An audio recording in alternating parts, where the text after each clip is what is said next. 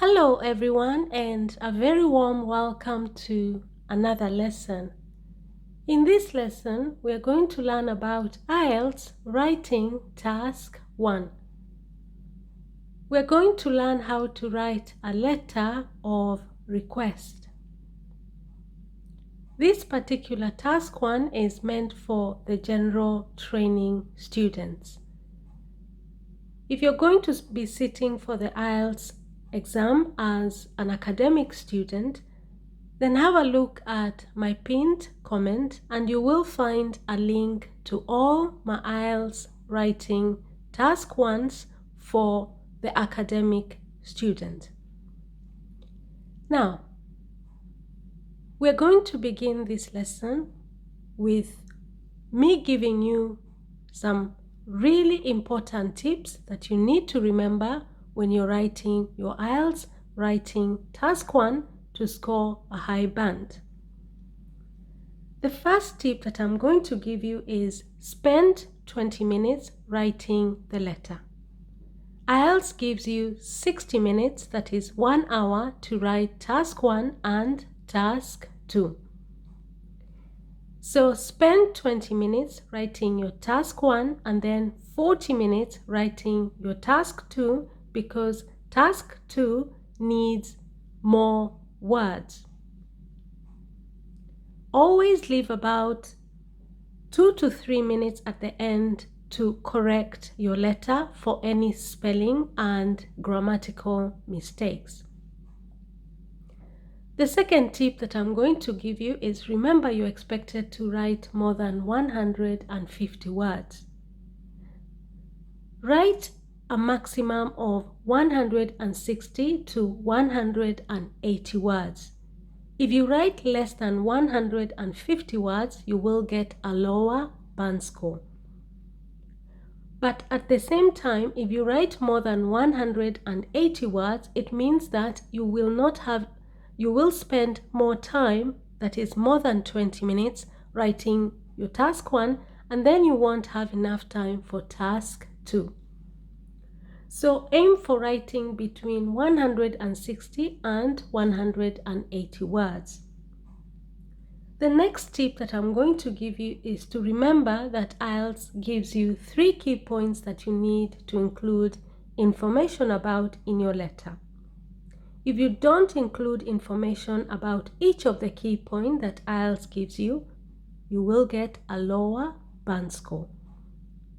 Use the 3 key points to structure your letter. The next tip I'm going to give you is do not write an address in your letter. Don't write an address. You will not get a higher band because of that. It's just a waste of time. You don't have time, so don't write an address in your letter. Now that I've given you the most important points to remember when you're writing your letter, let's look at this question.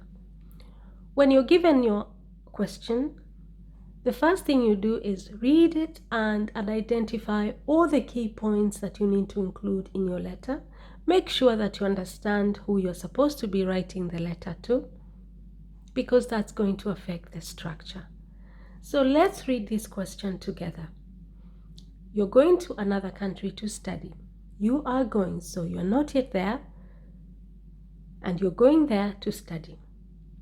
You would like to do a part-time job while you're studying, so you want to study and work at the same time.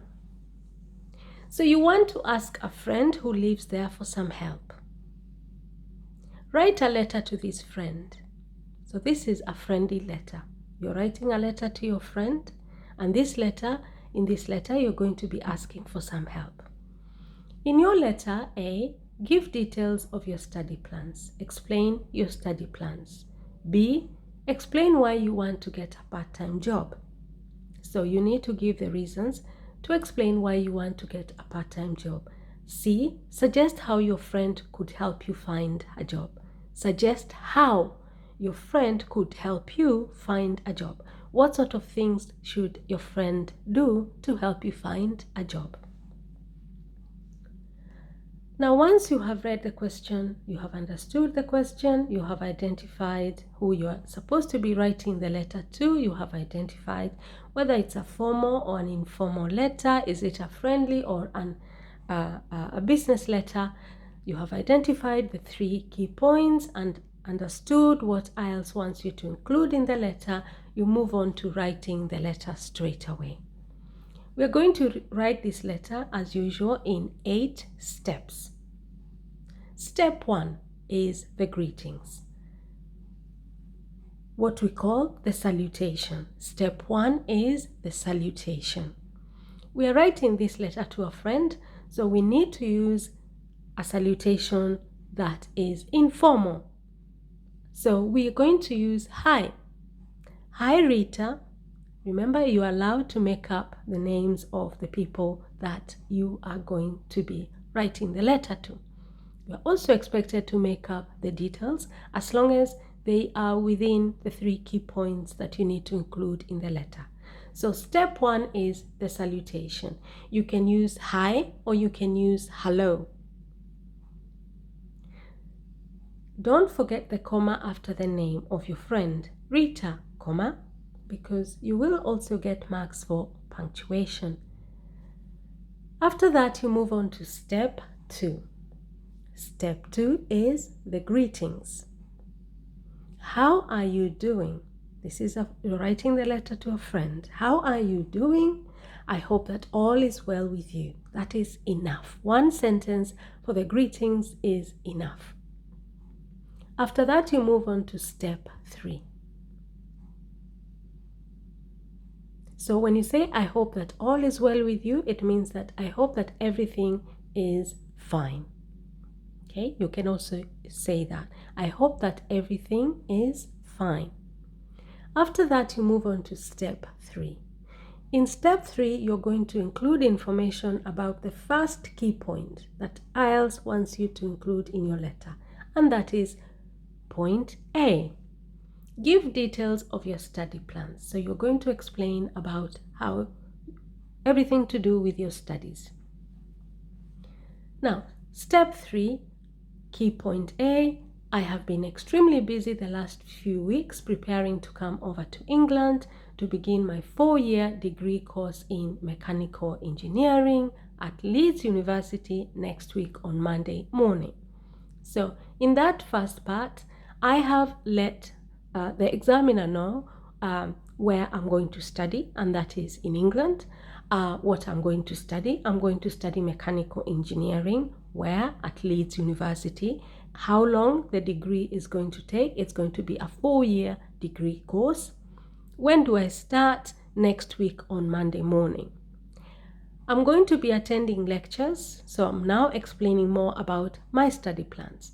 I'm going to be attending lectures 4 times a week.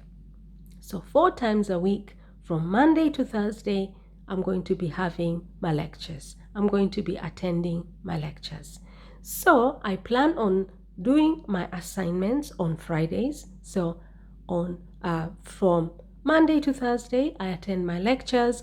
On Friday, I do my assignments, and I'm going to be working part-time on weekends. Okay, so I have explained my study plans. I've been extremely busy the last few weeks preparing to come over to England. That shows the examiner that I am aware of the question, the part that says you're going to another country. So I'm not yet there, but I've been extremely busy preparing to come over. To come over is a phrasal verb that means to go to England. Okay, to begin my 4-year degree course in mechanical engineering at Leeds University next week on Monday morning. I'm going to be attending lectures 4 times a week from Monday to Thursday. So I plan on doing my assignments on Fridays and working part-time on weekends. I have clearly explained my study plans. Now, you also notice that I have used the contracted form of am. I'm going to be attending. So don't write I am, because I am is formal. So use the contracted form am, I apostrophe am, when you're writing a friendly letter. Okay, if you write I am, you're going to lose marks because that shows you don't understand that this is a friendly letter. So when you're writing a friendly letter, always use the contracted form. Like for example, instead of writing I am, you write I apostrophe am. Instead of writing I will not, you write I want. Okay. Now, after that, we move on to step 4. In step 4, we are going to address the second key point. B, explain why you want to get a part-time job. So, we are going to give reasons to explain why we want to get a part-time job. Step 4, I really want to get the part-time job so that I can pay for my upkeep because my parents can only afford to pay for my university tuition fees, which means I need to pay for my food, rent, as well as my water and electricity bills. So in that step 4, I am addressing the second key point, that is a paragraph on its own, and I have explained why I need to get the part-time job. Okay, I need to get the part-time job so that I can pay for my upkeep. Now, your upkeep means for your expenses, your daily expenses, your upkeep, your well-being, okay? And that is because my parents can only afford to pay for my university tuition fees, okay? So first of all, I need to pay for my upkeep. And the reason I need to pay for my upkeep is because my parents can't afford to pay for my upkeep. They can only afford to pay for my university tuition fees. Okay, and that means I need to pay for my food, rent, as well as water and electricity bills. So I have made it very clear to my friend as to why I need to get the part-time job. My parents can't afford to pay for my upkeep. They are only paying for my tuition fees, okay? I need to pay my bills. I need to pay for my food, for my rent, for my water, and my electricity bills. Now, after that, you move on to step 5, and that is the next paragraph where we are going to write about the third key point, and that is C, suggest how your friend could help you find a job. So in that third key point, we are going to give our friend some suggestions to help us find a job. How can she find a job? Okay. Now, step 5. I would be so grateful if you could check the local newspapers and employment agencies to help me find a weekend part-time job. So I'm asking my friend, okay, she can help me to find a job by checking the local newspapers. The local newspapers are the newspapers that are printed locally, for example, in the city where she lives. She can check for the local for the adverts, okay? She can check the local newspapers, and she can check with employment agencies. Now, in most Western countries, you have companies that help people to find a job. For example, companies like Adecco, for example, okay? These are companies that help people to find a job. And most of them have an office, okay, in the local city, for example, on the high street, on the main street, and you can walk there and ask if they have a job, okay? If they have a job. So I am asking my friend to check the local newspapers. I'm also asking her to check with the employment agencies to help me find a weekend part-time job. I'm open to doing any type of work, especially working as a waitress, shop assistant, or a child minder, because I've done all of these types of jobs in the past year in my country. So in the second part, I'm explaining to my friend what sort of work really I think would suit me best. Working as a waitress. A waitress is someone who basically serves food in a restaurant. Working as a shop assistant. You can work in a shop assistant is someone who works in a shop, for example, at Zara or Mango. And basically you help, for example, to you help customers who come and they're looking for something in particular. You can help them, for example, find the right size of shoes, for example. Some of the shop assistants, they work at the till as cashiers to receive money. The other kind of job that I think I could do is being a childminder. A childminder is somebody who takes care of a child. Someone has a baby. Maybe they need to go to work during the weekends. You can look after the baby as a childminder. A childminder is also a baby sitter. Okay? And this is because I think these jobs are suitable because I have done them in the past, okay? Because I've done all of these types of jobs in the past here in my country. I'm available to begin working 2 weeks after my arrival in order to give me time to settle down first. So I'm also letting my friend know when I'm available, okay? And when I'm available to start working, and that is 2 weeks after I arrive, okay? After my arrival. My arrival means after I arrive, in order to give me time to settle down first. When you arrive in a new country, you need time to settle down first. You need time to feel at home, to adjust to the weather, to adjust to the food, to adjust to the culture. That is time to settle down, okay? Again, you notice I've used am available instead of I am. So I've used the contracted form of I am because I'm writing this letter to a friend. So after step 5, you move on to step 6, and step 6 is the conclusion. Okay, thank you so much for always being such a supportive friend. You know, in that step 6, I'm thanking my friend for always being so supportive. She's going to help me find a job. So, you know, I'm thanking her in advance. Thank you so much for always being such a supportive friend. The conclusion is one sentence, just like the greetings. How are you doing? I hope that all is well with you, which is the introduction of the letter. Step 2 and step 6 should always be one sentence, whether you're writing a formal or a business letter. Step 2 and step 6 should always be one sentence. After that, you move on to step 7, and step 7, you are signing off the letter. Okay? Step 7, you're signing off the letter, and you can sign off by saying, see you soon. Okay, this is your friend. You can sign off by saying, take care. Okay, you can sign off by saying, I miss you. You can sign off by saying, lots of love or much love. But don't forget the comma after that. See you soon, comma.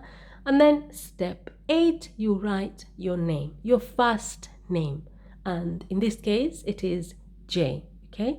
In a friendly letter, do not write your full name because you're writing this to your friend. So just write your first name, and that is J.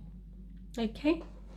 So that is how you're supposed to answer this particular question. Remember, this is a band 9 sample answer, and the reason it is a band 9 is because, first of all, I have used the correct vocabulary for this particular letter.